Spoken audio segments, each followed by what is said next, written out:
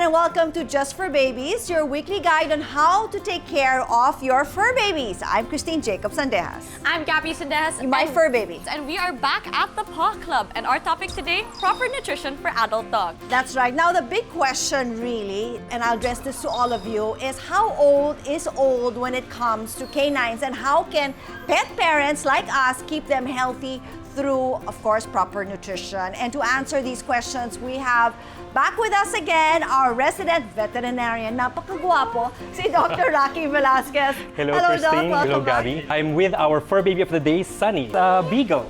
And all she looks dressed like she's up. all dressed up and ready to go. Right? Doc, how old is Sunny? Sunny is actually 3 years old. So does that mean that what, Sunny would be 21? 3 times 7. Is that true that you have to time? No. That's not actually true. Okay. So it's hard to calculate the age of the dog in relation to how old you are. Oh wow, all this time I thought it was really just simple, like just times it by 7. No, it's a bit trickier than that. Dogs actually age more quickly when they are younger, and as they grow older, it tapers down. The aging process slows down a bit. Another thing that you have to consider is the breed and the size of the dog. So the smaller the breed of the dog, the longer their lifespan. And the bigger they are, sadly, the lifespan is much shorter. I just want to go back quickly. What does it mean when you say they age fast? They hit their maturity much faster than the bigger breeds. So the bigger breeds, adult size and weight, comes at around 12 to 24 months. For smaller breeds, they come at around 8 to 12 months. So, Doc, another question is, how old must a dog be to actually be classified as a senior dog? So what I've said earlier, it depends on the breed and the size of the dog. For a smaller dog, they're considered senior already at around 8 to 10 years of age. But for larger dogs, they are senior at 5 to 7 years. Well, a few signs that your baby is not a baby anymore are the behavioral changes. Like so what? they move slower than normal when you go to your house. Yeah. They don't greet you as eagerly as they They're did not as before. excitable. They're not as excitable. Their hormone changes also goes down. So a lot of different changes. Okay, so it's more in terms of the physical attributes. How about when it comes to having puppies, because we love having puppies? Is there like a certain age, or what's the right age? Well, technically, they hit their sexual maturity within a few months, like around 6 to 8 months.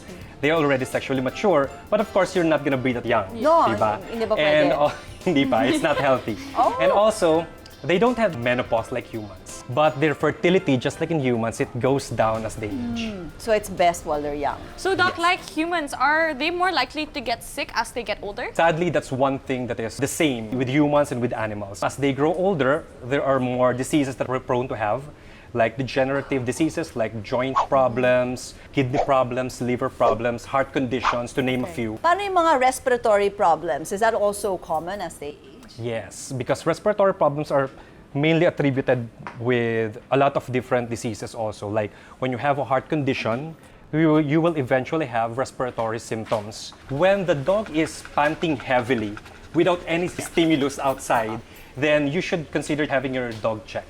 And also, if the gums are pink, then you're good. If it becomes blue, then that means they're having a hard time breathing. Really? And you have bulldog, right? You have a yes, bulldog. yes. So for bulldogs, when they start manifesting those really bad snorting sounds, even though they are sleeping, so have them checked, because there's a condition in dogs, especially in bulldogs, that needs to be checked for that. Okay, we gotta Okay, check we all gotta check, Ollie. There you go. Thank you so much for that, Doc. Another thing that we have to consider is their oral health. Most people don't even consider oral health That's for true. dogs, That's very right? frustrating. If oral health was not maintained throughout the lifespan of the dog, then they will have loose tooth, they will have gingivitis, they will have a painful time with eating, they will not get all the nutrition that they need. The rule is, if you have any concern, if it looks concerning, bring to your vet. So how about proper nutrition, Doc? In terms of proper nutrition, adult dogs need their optimum level of fat, protein, and carbohydrates. And carbohydrates sustain their daily needs. That's why NutriChunk's premium dog food has active boost formula to keep them active and healthy. And not only that, but may variety pa rin yan, di ba, Doc? Yes, dogs also love a variety of food. Buti na lang, NutriChunks have different flavors: lamb, beef, and even salmon. That sounds so Wow, yummy. sounds like you, Yeah. my little fur baby. Let me when just it get comes to NutriChunks. feeding. There you go. It's complete in all the nutrients and vitamins. Additionally, adult dogs are also prone to skin diseases. That's why your food has to have omega-3 and omega-6 fatty acids, because that keeps your dog's coat and skin really healthy. Is that right, Sunny? Is that right? Does it also like somewhat moisturize the Yes, skin? it maintains so the natural maintain. skin coat. Not only that, but it also has Yucca extracts reducing the odor of your dog's poop, ensuring a well-formed, easy-to-dispose tool kaya super less hassle. Oh, Is I that like right, that. Well, that's nice to know, Doc. And of course, we'll talk more about those topics on proper nutrition for your adult dogs and more about the benefits of Nutri-Chunks after a quick break. Just for Babies will be right back, so don't go away just yet.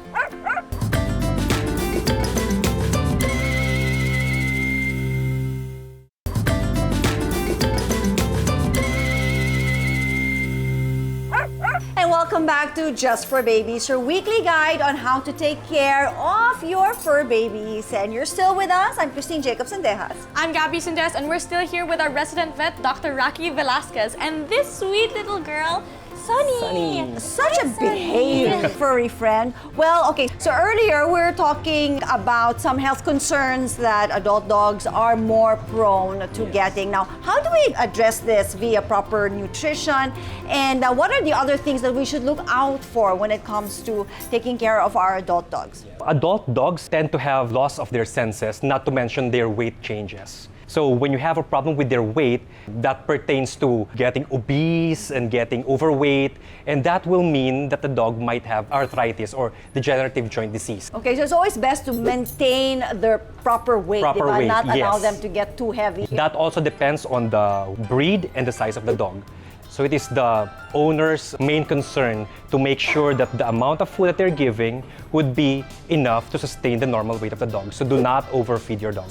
So with that, you also have to adjust their exercise levels as well, no? Yes, because with more exercise, you burn more calories. But if there's no exercise, especially if dogs are getting older, then the calorie output is lower also. So you'll have to adjust their exercise. And how about like in terms of identifying their aches and pains? I mean, they can't really tell us na kung may Yeah, sakit that's the main or, diba? problem. So paano yun, Doc? Because they instinctively hide their pain. So you'll have to check if the dog cannot go for a 20-minute walk like before, then most likely the dog is in pain.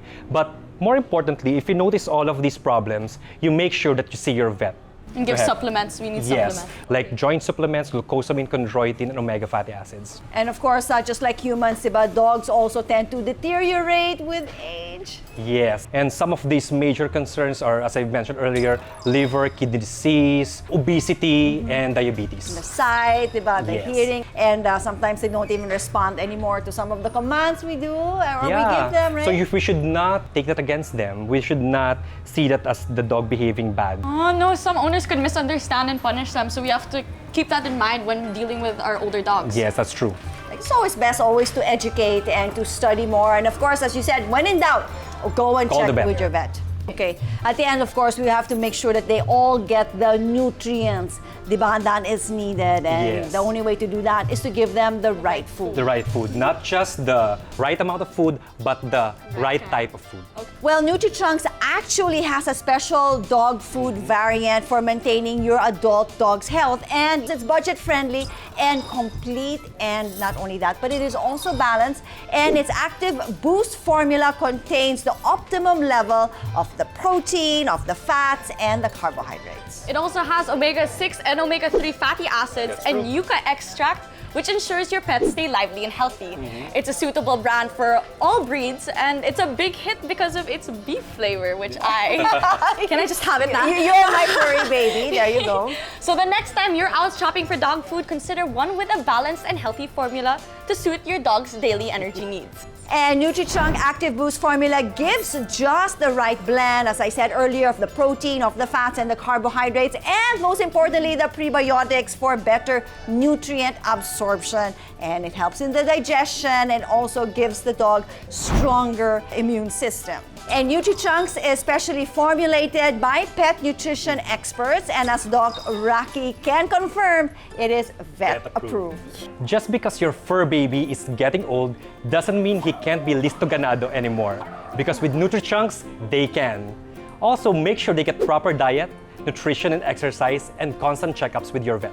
And lots of love. Lots of love. And lots of hugs. Using real high-quality meat, wholesome ingredients, and no artificial colors, NutriChunks is made by experts for a complete and balanced nutrition.